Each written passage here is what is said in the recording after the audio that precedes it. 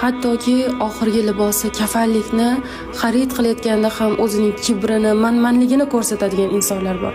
Insonlar bilan shunchalik mol dunyo topib, shunchalik darajaga erishdim deb insonlar bilan hali hanuz to'g'ri muloqot qilishni, insonlarni hurmat qilishni bilmaydigan insonlar bor.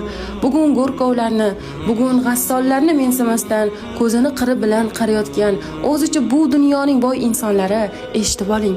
Ertaga shunchalik zo'r bo'lsangiz, o'zingizni yuvib, o'zingizni kafallab, yana o'zingiz uchun go'r qazib, o'zingiz o'sha go'rga tushib, ustingizdan tuproq tashlab oling.